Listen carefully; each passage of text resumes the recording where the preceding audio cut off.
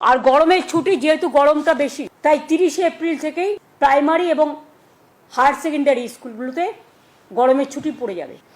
দিদি একবারে ছুটি দিয়ে দিন, আর পড়াশোনা করতে হবে না। ওই স্কুলগুলোতে মদের দোকান খুলুন। স্কুল দিয়ে কি হবে? শিক্ষা আনে আলো, শিক্ষা ঘোচায় অন্ধকার। অন্ধকার যে মুহূর্তে ঘুচে যাবে সবাই আপনার দিকে আঙ্গুল তুলবে। আপনি কি করছেন, আপনি গদিতে বসার যোগ্যতা রাখেন কিনা সেটা নিয়ে প্রত্যেকে প্রশ্ন করবে। এতে আপনারই বিপদ। কি দরকার 30শে এপ্রিল থেকে ছুটি দেওয়ার? একেবারে ছুটি করে দিন স্কুলগুলোতে এবার মদের দোকান খুলুন। মদের দোকান থেকে আমাদের রাজ্য সরকারের যা আয় আসে সেটা আমরা কে না জানি বলুন তো। ফালতু জায়গা নষ্ট করে মদের দোকান খোলার কি দরকার? স্কুলগুলোতেই এবার থেকে মদের দোকান খুলুন। মদের দোকান খুলে সেখান থেকে রাজস্ব আদায় করুন। এতে আপনার গদি বেঁচে যাবে।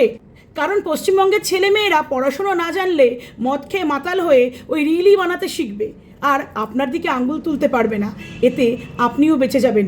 আর পশ্চিমবঙ্গের ছেলেমেয়েগুলো শিক্ষা না পেয়ে ভাববে যে নিজেদেরই দোষ, তাই আমরা চাকরি পাইনি, তাই আমরা এভাবেই বেঁচে আছি। 16 কলা পূর্ণ হবে। আপনি একেবারে ছুটি দিয়ে দিন। আমি একজন সাধারণ নাগরিক হয়ে বলছি, একেবারে ছুটি দিন।